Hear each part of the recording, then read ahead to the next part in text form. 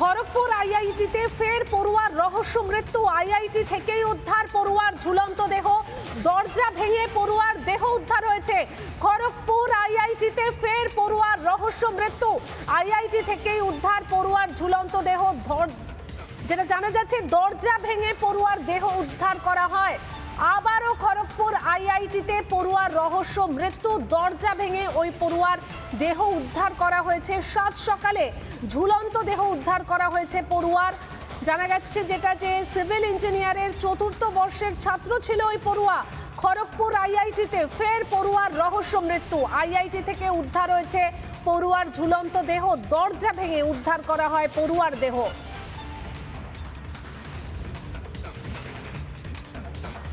ফের খড়গপুর আইআইটিতে পড়ুয়ার রহস্য মৃত্যু। সাত সকালে আইআইটি থেকে উদ্ধার হয়েছে পড়ুয়ার ঝুলন্ত দেহ।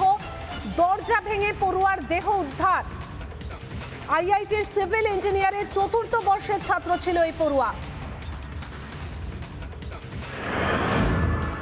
আজাদ মল্লিক। লাগাতার সংঘর্ষ বিরতি লঙ্ঘন পাকিস্তানের। আখনুর সেক্টরে বারবার গুলিবর্ষণ। সেই আখনুরে রিপাবলিক বাংলা। লাগাতার সংঘর্ষ বিরতি লঙ্ঘন পাকিস্তানের। ভারতের তরফ থেকে কোনো প্ররোচনা ছাড়াই লাগাতার 9 দিন ধরে সিজফায়ার ভায়োলেশন করে যাচ্ছে পাকিস্তান। জম্মু কাশ্মীরের একাধিক সেক্টরকে লক্ষ্য করে সিজফায়ার ভায়োলেশন চালিয়ে যাচ্ছে এই কাপুরুষ পাকিস্তান, যার অন্যতম একটি সেক্টর আখনুর সেক্টর। দেখা যাবে ভারতের যে চেকপোস্ট, সেই চেকপোস্ট, তার পাশাপাশি কিন্তু দেখা যাবে পাকিস্তানের এই চেকপোস্ট। মূলত রাতের অন্ধকারে আখনুর, উরি, বারামুল্লা, পুঞ্চ সহ একাধিক সেক্টরকে টার্গেট করে কিন্তু সিজফায়ার ভায়োলেশন চালাচ্ছে এই সন্ত্রাসী পাকিস্তানিরা, যার যোগ্য জবাব প্রতিদিন প্রতি মুহূর্তে ভারতীয় সেনা যথাযোগ্য কায়দাতে দিচ্ছে। কিন্তু প্রশ্ন অন্য জায়গায়।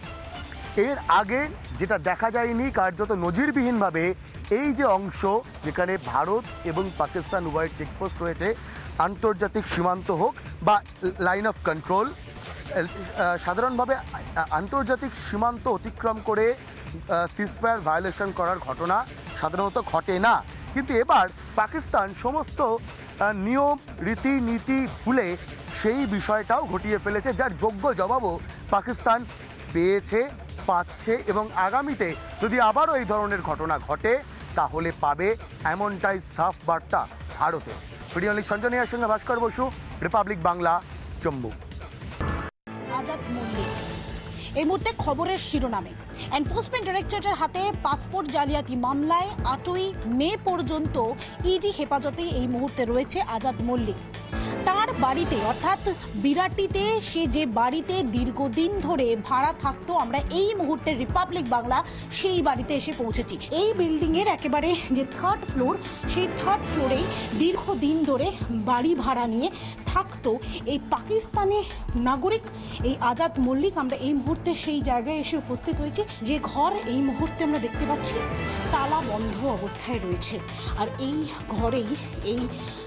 ঘরেই দীর্ঘদিন ধরে পাক নাগরিক যিনি আজাদ মল্লিক, তার বসবাস ছিল, তার ঘাঁটি ছিল। ঠিক এই যে আমরা ব্যালকনি দেখতে পাচ্ছি এবং ব্যালকনির পাশেই রয়েছে একটি ঘর। এই ঘরেই দীর্ঘদিন ধরেই পাকিস্তানি নাগরিক আজাদ মল্লিক যিনি ভাড়া থাকতেন রিপাবলিক বাংলা বিরাটে। নানা ধরনের কন্টেন্ট দেখার জন্য লাইক করুন, শেয়ার করুন আমাদের ফেসবুক পেজ, সাবস্ক্রাইব করুন আমাদের ইউটিউব চ্যানেল।